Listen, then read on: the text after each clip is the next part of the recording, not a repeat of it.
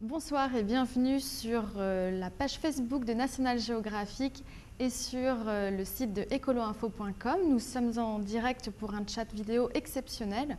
Nous sommes aujourd'hui le 22 avril et depuis 1970, ce jour est la journée mondiale de la Terre. Cette année, nous avons une thématique, le recyclage. À cette occasion, vous pourrez découvrir des documentaires inédits sur les chaînes de National Geographic Channel et National Geographic Wild toute la soirée.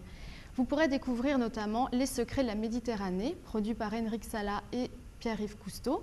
Pierre-Yves Cousteau qui nous fait l'honneur d'être avec nous ce soir. Bonjour Pierre-Yves. Bonjour. Bonjour.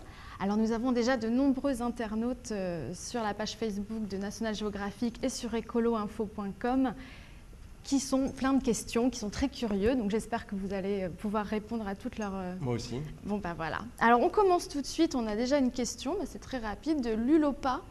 Quels enseignements faut-il tirer d'un film tel que Les secrets de la Méditerranée, qui passe ce soir à 20h35, je le rappelle? Alors, je ne veux pas vous gâcher le film, mais c'est un film qui traite des aires marines protégées et de leur importance. Les aires marines protégées ont une importance vitale si on veut que nos enfants et leurs enfants puissent voir un environnement marin en bon état. Parce que dans les aires marines protégées, en fait, dès qu'on protège un endroit, qu'on arrête de pêcher, qu'on arrête de mettre de la pression humaine sur cet endroit, eh bien, la vie revient, la vie reprend, la biodiversité éclate et c'est un oasis de vie dans une mer qui est la mer Méditerranée, une mer agonisante aujourd'hui. D'accord, agonisante. Tout à fait. Carrément. C'est alarmant. C'est très alarmant, il y a beaucoup de problèmes. Les trois principaux étant la pollution, la pêche et le développement côtier sauvage, c'est-à-dire les pressions mécaniques qui sont faites sur l'écosystème. Évidemment, il y a le réchauffement climatique qui vient s'ajouter à tout ça avec l'acidification potentielle des océans.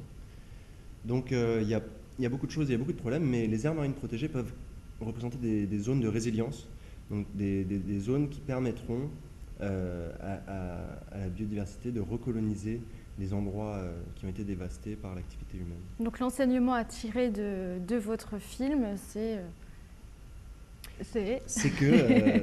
que finalement, les aires marines protégées offrent une solution idéale pour la protection des mers, permettant à la fois la pêche, en dehors de l'aire marine protégée, mais une pêche plus abondante et durable, et permettant à la fois des spots de plongée magnifiques pour les plongeurs et une biodiversité respectée et épanouissée. D'accord, j'espère que l'ULOPA sera comblé avec ces réponses. Alors Maxime se demande si dans Les secrets de la Méditerranée, vous dévoilez les mystères de la mer en Méditerranée en indiquant ce qui a changé dans cet environnement marin depuis 1946. Enfin, en fait, il se demande comment vous est venue l'idée de ce film. Voilà. Alors, en fait, l'idée du film, l'idée de comparer des images d'archives Cousteau avec des images d'aujourd'hui, c'est une idée qui est un peu dans la tête de tout le monde. On a une archive photo et vidéo qui est phénoménale. On a plus de 5000 km de films, on a des millions d'images photographiques sous-marines. Tout ça qui a été réalisé sur plus de 60 ans dans plus de 100 pays différents. Donc, si vous voulez, on a un témoignage de dans quel état étaient les océans au cours des 60 dernières années. Et donc, ce XXe siècle qui a énormément impacté la vie marine. Et c'est Enric Sala qui s'est dit, en voyant le film Le sang de la mer, que mon père a fait dans les années 80, eh bien, il y a des images qui sont datées dans le temps, qui sont géoréférencées. Retournons-y, allons voir ce qui s'est passé. D'accord, et c'est une idée qui vous trottait qui me trotte dans toujours la d'ailleurs, tête parce que c'est un potentiel énorme.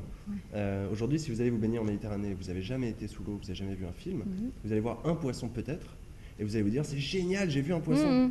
Mais vous ne savez pas qu'il y a 20 ans, au même endroit, c'était une explosion de vie avec des raies, plein de poissons et plein de belles choses à voir. Donc c'est très important de faire des références au passé, parce que le passé nous dit comment ça devrait être aujourd'hui en fait. D'accord. Alors, au cours de ce documentaire, justement, vous nous parlez d'Enric Sala et Anaïs se demande comment vous vous êtes rencontrés avec le réalisateur Enric Sala. C'est Enric Sala qui est venu nous trouver avec cette idée de documentaire, justement, parce que c'est un passionné de Cousteau, c'est un passionné de mon père, et c'est quelqu'un d'extraordinaire, Enric Sala. C'est un explorateur, un protecteur de l'environnement, un défenseur de l'environnement, qui m'a beaucoup appris.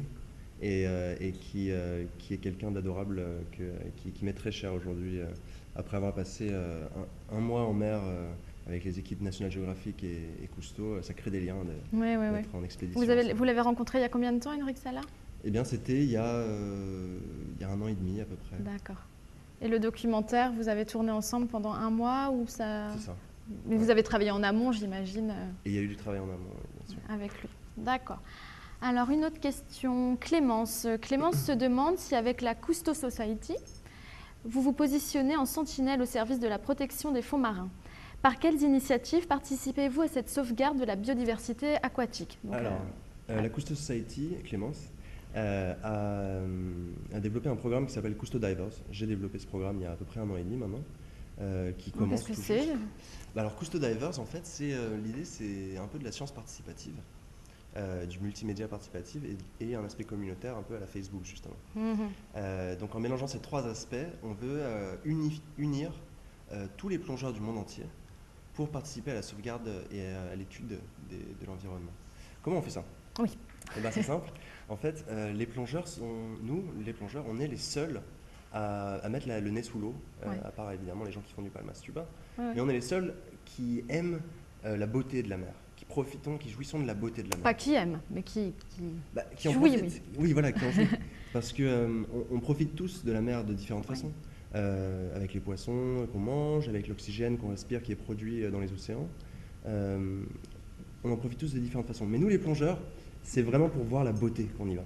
Donc, comme les plongeurs, il y en a partout, il y en a plusieurs dizaines de millions partout dans le monde qui plongent régulièrement, l'idée, c'est d'utiliser les observations pendant ces plongées. Donc, ils vont les noter sur une tablette, donc, qui sera spécifique pour chaque région, une pour la Méditerranée, une pour la mer Rouge, etc. Tablette, C'est une tablette sous-marine, ah oui, sur laquelle on note avec des petits dessins. C'est très simple d'utilisation et assez divertissant, justement. Et sous l'eau, on note ces observations, on fait des petits comptages de poissons, on regarde un peu le type d'environnement dans lequel on est. Et après, on fait remonter cette information sur un tableau magique. Un petit peu. Et donc, ça nous permettra, à terme, de faire un diagnostic en temps quasiment réel de la santé des océans.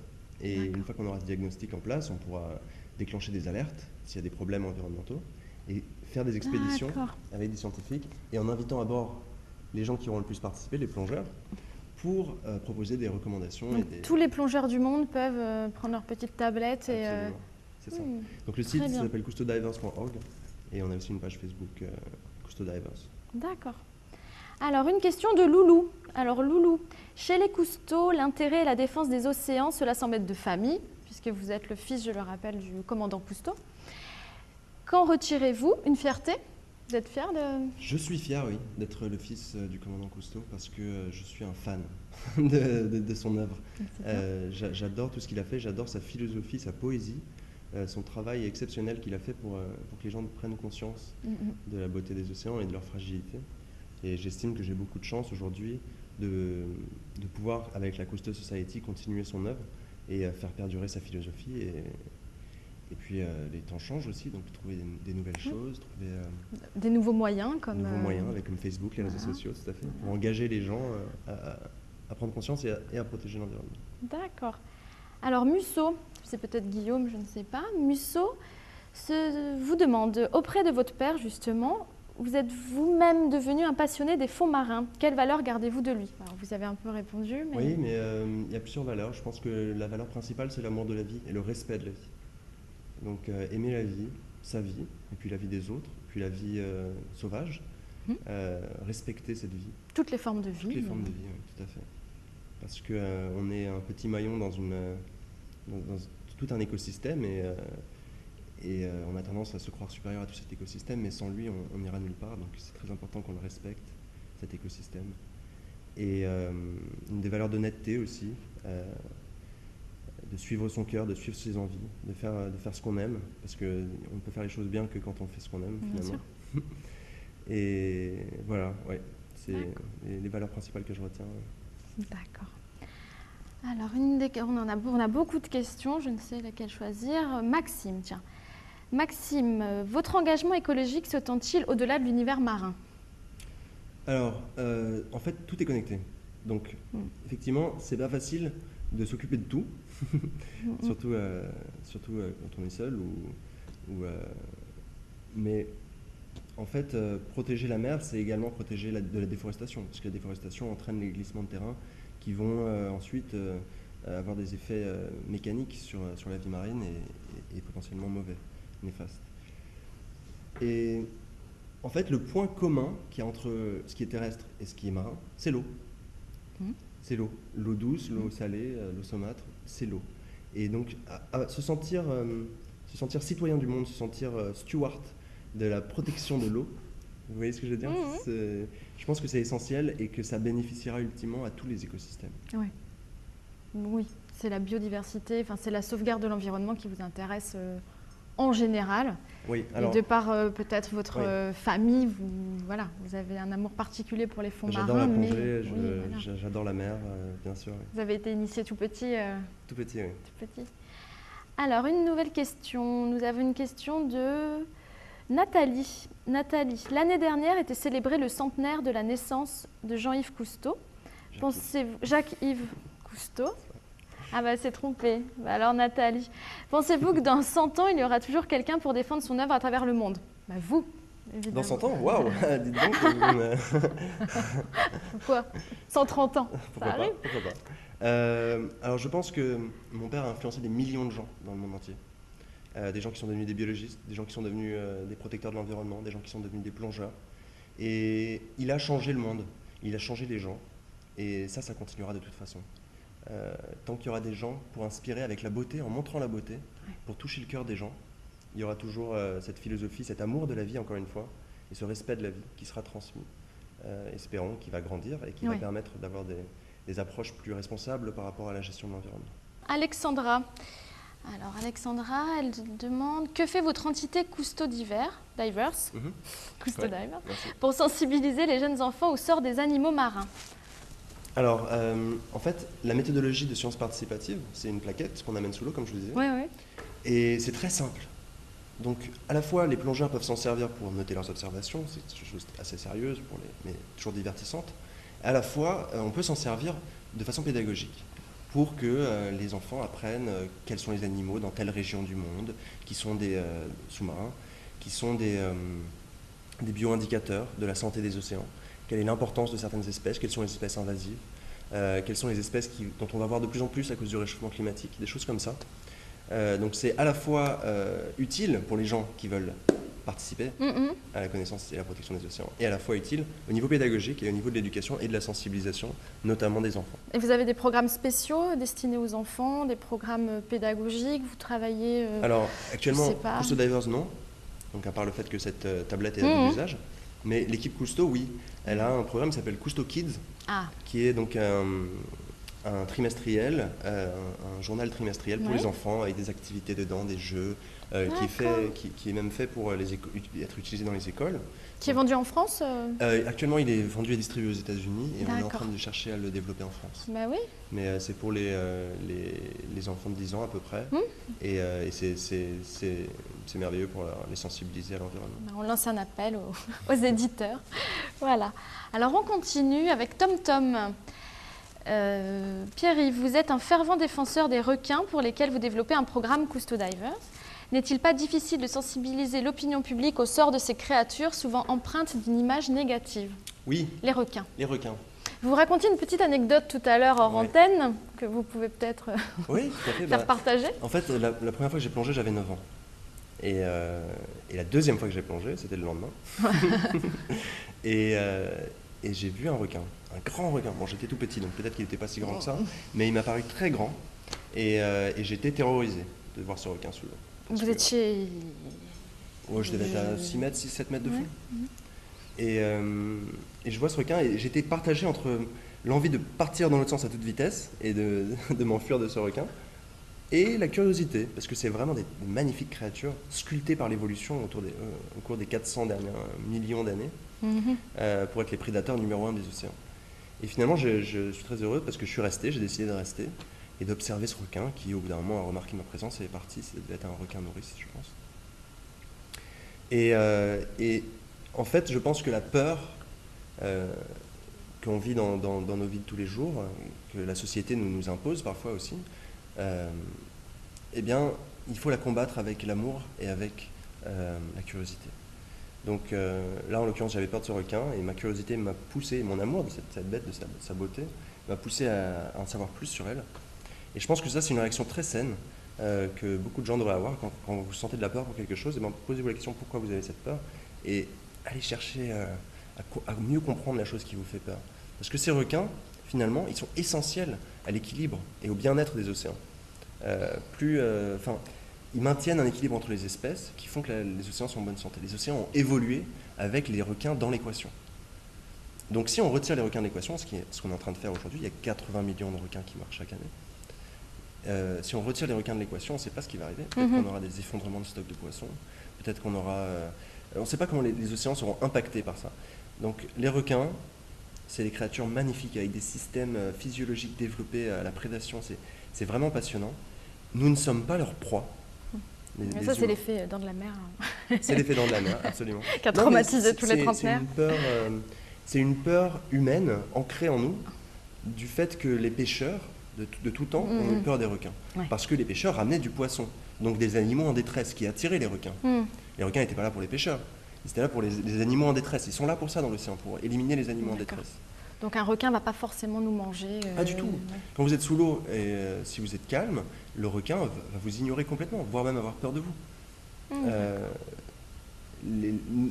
Dans leur tête, quand ils nous voient, ils ne pensent pas à la nourriture. C'est comme quand vous regardez un ver de terre. Sauf s'ils ont faim, peut-être, non? Non, même pas. Non, parce qu'un requin, c'est quelque chose c'est un animal qui est assez peureux, parce qu'il a besoin de se garder en bonne santé. Donc il va surtout attaquer des proies faciles, des proies qui sont en danger. Si vous êtes dans l'eau et que vous voyez un requin et que vous êtes terrorisé et vous faites des grands gestes, il va vous associer à un animal en détresse. D'accord. Et donc, dans ce cas-là, il risque d'y avoir une réaction de prédation. Je comprends mieux. Et concrètement, quel est le programme que vous développez? Vous avez des choses concrètes à nous présenter? Les actions que j'ai menées par rapport aux requins sont surtout des actions de sensibilisation au niveau des gens, dans les écoles. Pour combattre tous ces clichés, justement. Combattre les clichés, voilà. Que les gens comprennent à quel point ces requins sont importants pour l'écosystème. D'accord. Et pour la plongée, pour l'industrie de la plongée aussi. Et puis au niveau des gouvernements aussi, du lobbying pour qu'ils créent des aires marines protégées, des sanctuaires pour les requins, des choses comme ça. Bon, très bien. On continue, on a beaucoup de questions. Alors on va prendre Serge. Serge, le tourisme a un fort impact sur la vie des fonds marins. Comment y remédier selon vous? Donc un impact négatif, sous-entend Serge. Oui, oui, mais il n'a pas tort, Serge, parce que le tourisme, en fait, c'est une excellente chose pour l'environnement, dans le sens où sans tourisme, on n'aurait quasiment aucune raison économique de préserver l'environnement. Donc le tourisme est un moteur économique de préservation de l'environnement. Donc c'est essentiel. Cependant, il faut que ce soit fait dans des bonnes conditions respectueuses de l'environnement. Parce que généralement, assez souvent, trop souvent, le tourisme se développe sans penser à l'avenir, avec une vision à court terme. On va se développer sans penser à l'avenir et on va jouir des ressources naturelles jusqu'à ce qu'elles ne soient plus là. Au lieu de penser, on va s'installer avec une vision de durabilité et dans 30 ans, notre hôtel ou notre centre de plongée il sera toujours là et il y aura toujours les bons spots et ils seront même encore mieux parce qu'on peut... On pense à l'économie immédiate. Immédiate, voilà, c'est ça. Donc le tourisme fait dans des conditions durables, c'est une excellente chose pour l'environnement. Et ce qu'on a montré dans le film avec National Geographic et les secrets de la Méditerranée... Diffusé ce soir à 20h35. C'est vraiment que, en tant qu'espèce humaine, on a autant la capacité de détruire l'environnement, très bonne capacité, surtout par inconscience, mais on a aussi la capacité de le restaurer. On a la capacité de le protéger et ça marche. Et la vie revient. Et c'est quelque chose qu'on doit faire, qu'on peut faire. On peut faire un paradis sur Terre. Très bien, on l'espère. Alors on continue. Damien, quelles solutions et réglementations idéalement aimeriez-vous voir mises en œuvre pour préserver les espèces aquatiques? Quelle serait la réglementation idéale? Voilà, idéale, nous dit Damien. Les espèces aquatiques en particulier, eh bien, il faudrait que 20% des océans soient protégés. Interdiction de pêche, donc 20%. Seulement 20%? Ça paraît pas beaucoup. Ça suffirait à renouveler la biodiversité. C'est exact, ça permettrait de repopuler les océans avec... donc protéger 20% fermement de la pêche. J'interdirais la pêche au chalut, qui détruit systématiquement tous les fonds marins pour récolter en général des crevettes. Donc quand vous mangez une crevette, vous pouvez vous dire que ça a détruit tout le fond marin sur lequel elles ont été trouvées. Petite larme pour la crevette. Et... idéalement. Oui. Et aujourd'hui, combien de fonds marins sont protégés? 1%? Moins d'1%. Bien moins d'1% malheureusement. Ah oui, c'est utopique alors 20%. Non, pas du tout. On peut y arriver. Réalité, des modèles économiques ont été projetés pour voir si c'était durable au niveau économique de protéger 20%. Et en réalité, il y a tellement de subventions à la pêche que c'est non seulement une industrie qui perd énormément d'argent, qui fait perdre énormément d'argent à l'État, mais avec moins d'argent qu'il n'en faut pour ces subventions, on peut protéger ces 20%. Ah oui. Et ça créerait 1 million d'emplois. Ah oui. Ouais. Mais il faut le dire haut et fort. Criez-le. C'est ce qu'on essaie de faire. On va vous entendre. Nicolas Hulot. Alors, on continue avec... On va prendre Catherine. Catherine, la préservation de la faune et la flore marine est une préoccupation dont les solutions sont coûteuses. Bah, on y vient. À vos yeux, qui devrait principalement financer cette démarche de sauvegarde de l'environnement? Alors Catherine, je ne suis pas d'accord avec vous. Ah, Catherine. Catherine nous dit que la préservation de la faune et de la flore marine est une préoccupation dont les solutions sont coûteuses. C'est faux. Ce qui est coûteux, c'est de justement pas s'en préoccuper. C'est là ça va coûter cher. Parce que vous avez beau avoir 100 milliards d'euros, vous ne pouvez pas faire revenir un écosystème corallien s'il a été détruit par le réchauffement climatique. Donc l'argent ne se traduit pas en biodiversité. C'est très difficile de mettre un prix aux choses vivantes. Mais ce qui coûte cher, c'est de ne rien faire. Et ça ne va pas nous coûter cher à nous peut-être, mais c'est à nos enfants que ça va coûter cher, et à leurs enfants. Donc, et surtout, beaucoup de modèles ont démontré que les mesures de protection et les solutions aux problèmes de l'environnement, bien qu'elles nécessitent un investissement initial, elles permettent de générer beaucoup plus d'argent, de recouvrer cet investissement très rapidement et par un facteur de 4, 5, multiple en tout cas. Et à votre avis, c'est l'État qui devrait prendre en charge tout ou chaque citoyen pourrait s'investir financièrement Au niveau financier, écoutez, je vais vous le dire ce que disait mon père dans les années 80. Et ça ne s'applique pas justement à la préservation de l'environnement, mais ça nous donne une idée d'où on pourrait chercher cet argent. Il disait, il faudrait 400 milliards de dollars par an pendant 15 ans, ça fait beaucoup d'argent, pour donner à chaque être humain sur Terre de l'eau, de l'éducation et un plan de retraite.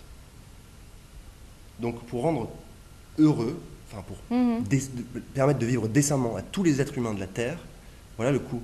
Et donc ça freinerait l'augmentation de la population parce que tous ces gens passeraient en transition démographique avec une baisse de mortalité et une baisse de natalité. Et ça permettrait finalement qu'on vive dans un monde quasiment paradisiaque par rapport à celui dans lequel on vit aujourd'hui. Cet investissement, ça représente 1/3 des budgets militaires mondiaux. Ouais. Et si on fait ça, aujourd'hui, beaucoup des budgets militaires sont alloués à combattre le terrorisme. Mais si partout dans le monde, les gens sont heureux, pourquoi est-ce qu'il y aurait du terrorisme? Pourquoi est-ce qu'ils iraient prendre des armes pour s'insurger? Si les gens ont leurs besoins fondamentaux qui sont remplis, ils peuvent s'épanouir et ils n'ont pas besoin d'avoir recours à cette violence. Et du coup, il y a un besoin militaire qui est moindre. Et ça a été calculé par le plan bleu, je crois, que si on donnait de l'eau à tous ces gens, à tout le monde sur Terre, l'investissement, en fait, permettrait de générer 4 fois plus que le coût. Parce que c'est des économies qu'on fait dans le domaine de la santé, parce que les gens tombent moins malades, c'est des économies qu'on fait dans plein de domaines différents. Bon, pour en revenir à l'environnement, donc une source de financement pour l'environnement, eh bien, ça pourrait être effectivement les gouvernements, les entités supranationales, telles que l'ONU, l'UNESCO, ça pourrait être les entreprises, les industries. Mais alors ça commence un petit peu, c'est vrai que les entreprises s'engagent de plus en plus, les citoyens sont de plus en plus sensibilisés, mais c'est lent, c'est vrai que c'est... C'est vrai, mais ça rentre dans les mœurs, ça rentre dans les cultures. On y viendra peut-être. On y viendra. Alors on continue avec une question d'Anthony. Alors le 22 avril, aujourd'hui, est la journée dédiée à l'environnement, alors c'est la journée de la Terre pour être plus précise. Pensez-vous que ce genre d'initiative soit réellement efficace pour sensibiliser le grand public? Bien, j'ai envie de dire que si c'était pas la journée de la Terre, je serais peut-être pas là avec vous en train de faire cette émission. Et non. Et donc, quelque part, c'est efficace pour sensibiliser le public.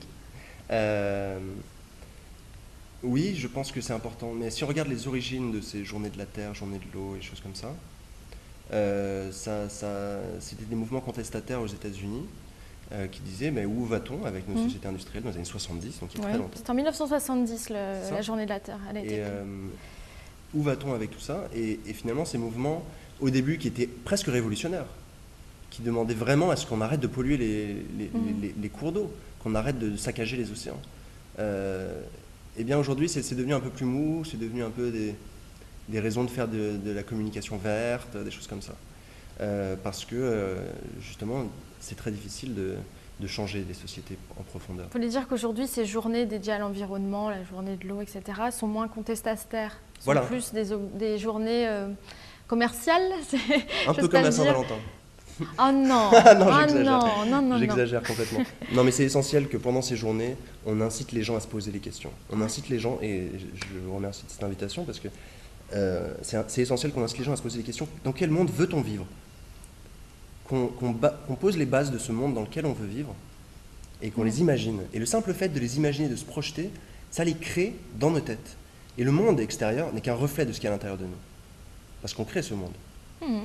Donc c'est une journée parfaite pour se poser ces questions, pour se dire tiens, comment est-ce que je verrais la société moi si je devais tout refaire ? Refaire le monde finalement. C'est important de le faire parce que ça permet d'avoir une nouvelle vision, de trouver des. En fait le combat pour préserver l'environnement est une opportunité d'innovation. Quand on se pose ces questions d'environnement, ça nous titille à être innovateur, à être créatif. Et donc, c'est des choses qui sont toujours très positives. D'accord, très bien. Alors maintenant, une question de Jules T. Alors Jules, pourquoi avoir accepté de participer à cette initiative de la National Geographic Society ? Alors, il parle du documentaire, je pense, Le secret de la Méditerranée. En fait, moi, ma question, ça aurait été... comment aurais-je pu refuser ? C'était une expédition merveilleuse, partir un mois, visiter les plus beaux sites de plongée de la Méditerranée sur les aires marines protégées et participer à la sensibilisation de millions de gens, de milliers de gens en tout cas, avec ce documentaire. Vous associez à National Geographic Society Ça, c'est une association qui est très ancienne avec Cousteau. Mon père a travaillé avec National Geographic dès les années 60. D'accord. Et c'est... oui, non, il n'y a pas de... En fait, aujourd'hui, il y a énormément de concurrence dans les milieux qui cherchent à protéger l'environnement parce qu'il y a des fonds qui sont limités, donc tout le monde se bat pour avoir ces fonds. Et c'est dommage, parce que finalement, on a besoin de travailler ensemble sur tous ces problèmes, parce que c'est des problèmes mondiaux et on n'est jamais trop nombreux à travailler là-dessus. Donc j'étais très heureux de travailler avec National Geographic là-dessus, et j'espère qu'on travaillera davantage avec National Geographic. On l'espère également. Jean-Jacques, une question de Jean-Jacques. Quel lien entretenez-vous je crois que vous y avez répondu. Question, oui. Quel lien entretenez-vous avec la National bon Geographic Society ? Très bon, puisque vous êtes là aujourd'hui. Voilà. Alors, on va prendre Sophie. La catastrophe de Fukushima au Japon est véritablement terrible pour la mer qui borde la centrale nucléaire. Pensez-vous que l'impact écologique et plus spécifiquement marin est suffisamment pris au compte ou au contraire négligé ? Une actualité toute récente. Oui, je pense que c'est même peut-être l'actualité la plus importante au monde aujourd'hui.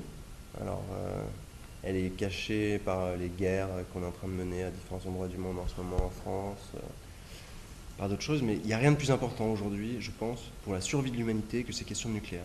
Le nucléaire, c'est une abomination sous toutes ses formes. Ah, donc vous êtes complètement contre. C'est simple, quand on regarde le Japon, il y a 50 centrales nucléaires, ils sont sur 3 plaques tectoniques.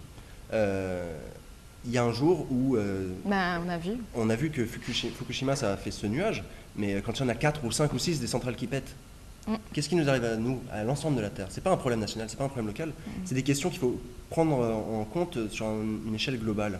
Et le nucléaire n'est pas une solution viable. Non seulement c'est pas une solution viable écologiquement, mais c'est pas une solution viable économiquement. Le prix d'une centrale nucléaire et le prix du kilowatt-heure que vous allez payer pour cette électricité ne reflètent pas les coûts environnementaux de la centrale. Donc combien il va falloir payer pour mettre hors service la centrale ? Parce qu'un jour, il faudra bien la mettre hors service. Qu'est-ce qu'on va faire avec les déchets ? C'est des problèmes qu'on reporte à nos enfants et à leurs enfants et à leurs enfants. Mais imaginez-vous que demain, ça peut être la catastrophe nucléaire à cause de ces centrales. Et dans ce cas-là, un enfant qui naît aujourd'hui naîtra dans un monde contaminé par le nucléaire. C'est très grave. Ça veut dire qu'on aura tous des cancers à 40 ans, ou peut-être avant. On vivra peut-être terrés sous terre comme des rats pour échapper à la radiation. Oh, vous me faites peur. Mais c'est terrorisant. Je suis personnellement terrorisé par le nucléaire. Ah oui ? Oui, vraiment. C'est vraiment un combat. Je pense qu'il n'y a rien de plus dangereux que l'humanité ait fait jusqu'à présent que l'emploi excessive de cette énergie. Vous pensez qu'on arrivera à mettre un terme à... Il faudrait qu'on arrête d'en faire déjà, d'en construire, et qu'ensuite on prépare des plans de gestion des déchets et pour arrêter les centrales au fur et à mesure qu'on développe les énergies renouvelables. Donc c'est pas demain. Espérons que ce sera demain, parce que mais... plus ce sera tard et plus les risques seront grands que des problèmes se répètent. Les ingénieurs nucléaires nous disent oh, il y a 99,99% de chances que tout aille bien. Okay, donc un millième de pourcent de chances qu'il y ait un accident. Et ces 40 dernières années, il y en a eu 3 des gros accidents nucléaires. Et donc, on ne peut pas faire confiance à des statistiques quand c'est la vie de millions de personnes. Voilà, quand les enjeux sont aussi grands. Et effectivement, Sophie nous parle des conséquences écologiques sur le milieu marin de la radiation. La radiation, c'est vraiment un problème pour l'homme. Harry, justement, rebondit et se demande qu'adviendra-t-il de la zone maritime auprès de la centrale de Fukushima et des animaux marins qui s'y trouvent. Alors, il n'y a plus rien là où... Si on regarde Tchernobyl, si on regarde ce qui s'est passé à Tchernobyl et autour de Tchernobyl, qui est une zone dans laquelle les gens ne vivent pas encore aujourd'hui, eh bien la nature a vraiment adapté, a repris ses droits. Oui, il y a un bon retour de la nature dans ces endroits-là. Ce qui tend à prouver d'ailleurs que l'activité humaine est bien plus dangereuse que même les radiations pour la vie. Mais le problème, c'est pas la vie, c'est nous. nous. La vie, elle continuera sur Terre bien après nous. L'environnement, il se portera à merveille quand on ne sera plus là. Le problème, c'est quand est-ce que nous, on va partir. Et est-ce qu'on n'est pas en train de précipiter la fin de l'espèce humaine, ou en tout cas la vie dans des conditions abominables, avec ce nucléaire. D'accord. On continue maintenant. Pardon, je suis désolé. Vous nous avez fait très peur. Je sais pas ce que j'ai peur, mais... Alors, on continue avec Renaud, qui nous parle. Début avril, se sont tenues à Paris les universités de la Terre, avec pour thème bâtir une nouvelle société.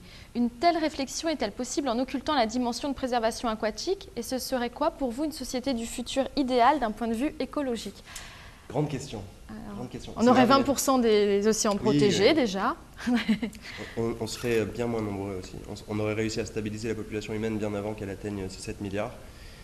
Et puis, alors pour moi, idéalement, en fait, non seulement l'écologie et l'environnement, ça ne peut pas être dissocié de l'environnement marin, comme semble le dire Renaud.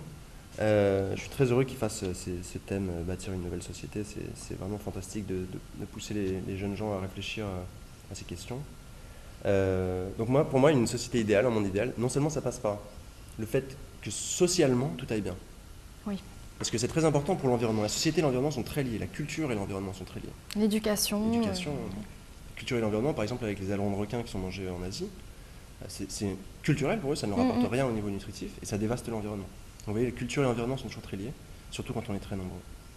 Donc pour moi, assez paradoxalement, c'est quand même les pays les plus riches et donc les plus éduqués, on va dire, qui détruisent la planète. Ce sont quand même les États-Unis, l'Europe, c'est-à-dire que pour atteindre ce niveau de contribuent à... En fait, c'est pour atteindre ce niveau de développement, c'est le chemin qu'on a parcouru qui a fait qu'on a été aussi dévastateur pour l'environnement. Mais maintenant qu'on a parcouru ce chemin de développement, on se pose les questions parce qu'on voit les conséquences surtout de ce développement. Non, on aurait peut-être pu se les poser avant. Mais en tout cas, pour moi, une société idéale, c'est une société dans laquelle tout le monde, chaque être humain sur Terre, a ses besoins vitaux qui sont remplis. Donc chaque être humain sur Terre a accès à l'eau, a accès à l'éducation, a accès à la nourriture. Une fois que ça s'est fait, déjà, on peut envisager une symbiose avec la nature, donc des énergies 100% renouvelables, de l'utilisation parcimonieuse de l'eau, et des choses que les sociétés traditionnelles font et faisaient pendant très longtemps. Aujourd'hui, elles ne peuvent plus le faire, par exemple, collecter l'eau des pluies, parce que l'air est contaminé, donc l'eau des pluies est contaminée aussi. Mais oui, une société idéale, c'est une société qui se rend maître de la Terre. Et pas au sens dictateur avec des armes, mais qui se rend maître de la Terre comme un équipage se rend maître d'un navire. C'est-à-dire en comprenant exactement où va la planète, et en comprenant exactement qu'est-ce qu'il faut faire pour changer les choses. Être aux commandes. Aujourd'hui, on n'est pas aux commandes. D'accord. Aujourd'hui, c'est chacun dans son coin et dépêchons-nous de tout prendre tant qu'il y en a. Mais une société idéale pour moi, c'est ça. C'est une société qui est consciente d'elle-même. De la même façon qu'on dit que les animaux ne sont pas conscients d'eux-mêmes et que c'est ça qui les différencie de nous. Mais finalement, au niveau société, on n'est pas conscient de nous-mêmes. On n'a pas une société qui est consciente de ses impacts, de ses gestes quotidiens quand vous prenez un gobelet en plastique, des choses comme ça. Donc voilà, je pense que J'espère que vous avez répondu à Renaud. Alors, on continue. Il y a beaucoup de questions ce soir. Ils sont présents. Alors, David, en 2010, l'équipe Cousteau a déposé une demande pour que le Calypso soit classé au patrimoine national. Qu'en est-il sur ce point aujourd'hui ? Alors, on le rappelle, le Calypso, c'était la Calypso, c'est le navire mythique de mon père avec lequel il a fait tous ses films pendant toutes ces années. Il a sillonné les océans. Et c'est un personnage, en réalité. C'est beaucoup plus qu'un navire. C'est un personnage de ses films. Pardon. Et donc, en tant que tel, c'est essentiel de la ramener aujourd'hui. Pourquoi la ramener ? Parce qu'en 1995, je crois, elle a coulé dans le port de Singapour suite à un accident stupide.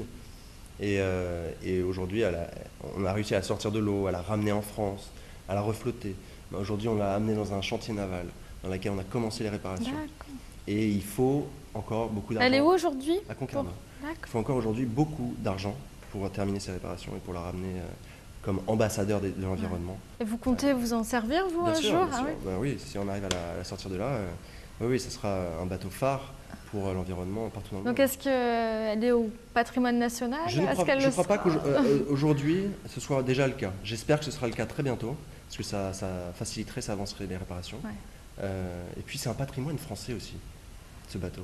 C'est vrai, ce navire, l'œuvre de mon père, a participé au rayonnement culturel français dans le monde. Et l'État ne fait pas grand-chose pour préserver ce capital, donc cette culture. Donc je suis un peu déçu là-dessus et j'espère que justement il sera déclaré patrimoine national et que ça permettra de le réparer dans des conditions adéquates. Très bien.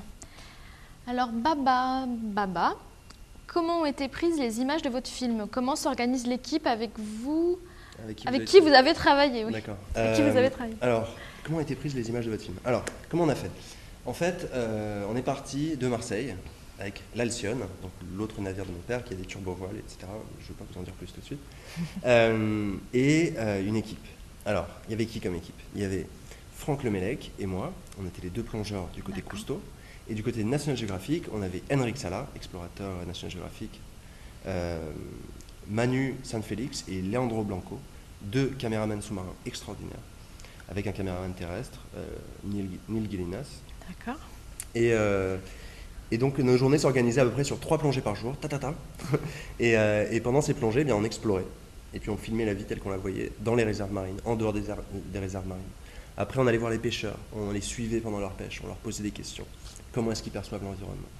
Donc c'était pas de tout repos, c'était très physique et c'était passionnant. Et vous êtes rendu sur des lieux précis, vous aviez un programme à 4 lieux différents, ouais. C'est ça. Que vous verrez dans le film. Oui, tout à l'heure, dans plus très longtemps maintenant. On continue avec Marie. Parfois, on en vient souvent à croire que le commandant Cousteau est né avec son bonnet rouge. Ça, c'est pour terminer la dernière question, parce que je crois qu'après, on doit... Est-ce que je suis adepte du bonnet rouge ? Marie me demande ça. Eh bien, j'ai un bonnet rouge, figurez-vous. C'est vrai. Mais je ne le porte pas en été. J'aurais pu le... Mais en réalité, son bonnet rouge, il y a une explication derrière l'utilisation de ce bonnet rouge. Il y a 2 explications, même. D'abord, les plongeurs dans le temps plongeaient avec des casques et des pieds lourds, on appelait ça. Ouais. Et en fait, pour purger l'air du casque, ils avaient une petite valve et ils appuyaient dessus, donc ils avaient un bonnet qui était roulé pour ne pas se faire mal à la tête en appuyant sur la valve. D'accord. Oh. Et le fait qu'il soit rouge, ça vient du bagne de Toulon, il me semble, où on désignait certains bagnards pour faire certaines tâches par un bonnet rouge qui disait qu'ils allaient un peu au casse-pipe. Et c'était un peu ça au début, l'aventure Cousteau. C'était des gens qui, au tout début des balbutiements de la plongée, d'ailleurs il a inventé la plongée, qui allaient plonger dans des environnements que personne n'avait jamais vus. Donc c'était un peu dangereux, risqué, excitant. Et c'est pour ça que mon père les désignait de ce bonnet rouge. D'accord. Alors aujourd'hui, non, je n'ai pas j'en suis pas adepte, comme semble le suggérer Marie. Mais voilà. D'accord. Est-ce que vous avez d'autres projets maintenant ? Vous l'avez tourné quand, Les Secrets de la Méditerranée ? C'était en juin 2010. D'accord. Et depuis, vous avez fait quoi ? Vous vous consacrez uniquement à... Depuis, je me consacre énormément, même à la société ? À Cousteau Divers, oui, au développement du programme pour les plongeurs, dont je fais la promotion sur tous les salons de plongée, pour lequel je suis en train de développer les méthodologies scientifiques pour la Méditerranée, pour la mer Rouge, pour les Caraïbes. Et ça, vous avez une formation scientifique Oui, ou... j'ai un master de biochimie et un master de sciences spatiales. Ah ben voilà, Donc, je suis plutôt, vous n'êtes pas que scientifique. plongeur. Non, non, non. Et ça m'aide beaucoup d'ailleurs. Ah bah oui. Et voilà. Mais une autre partie du programme Cousteau Diver, c'est le multimédia participatif. C'est-à-dire qu'on demande aux gens de mettre en ligne leurs photos et leurs vidéos sous-marines, géolocalisées et chronomarquées, afin qu'on puisse les comparer aux images d'archives, pour faire des avant-après, pour que les gens puissent voir directement qu'est-ce qui s'est passé à cet endroit-là. D'accord, c'est super bien. Et donc l'emploi du temps type d'un Pierre-Yves Cousteau, c'est quoi? Je passe pas mal de temps à l'étranger Oui. pour faire de la sensibilisation, pour faire la promotion de mon programme. Vous êtes aussi. surtout aux États-Unis, c'est ça? Non, je suis surtout en France. Ah d'accord. Je suis tout particulièrement en France, c'est là que je vis. Mais je suis amené à voyager pas mal, en Europe notamment. J'étais récemment aux États-Unis aussi. Je pars la semaine prochaine à Singapour pour faire de la sensibilisation sur justement les requins et le fait que cette culture, cette pratique est nocive pour l'environnement. Eh bien, très bien. Et des projets avec National Geographic Society? Pas encore, mais Pas j'espère encore qu'il y en aura beaucoup. Avec tous les téléspectateurs qu'on va avoir, on l'espère. Eh bien, merci beaucoup, Merci à vous. Pierre-Yves Cousteau. Donc, on dit au revoir à tous nos internautes. Au revoir. Ils nous ont posé beaucoup de Venez questions. voir notre page Facebook, Cousteau Divers. Voilà, la petite pub. Et on retrouve tout de suite votre documentaire, Les secrets de la Méditerranée, sur National Geographic Wild. À très vite.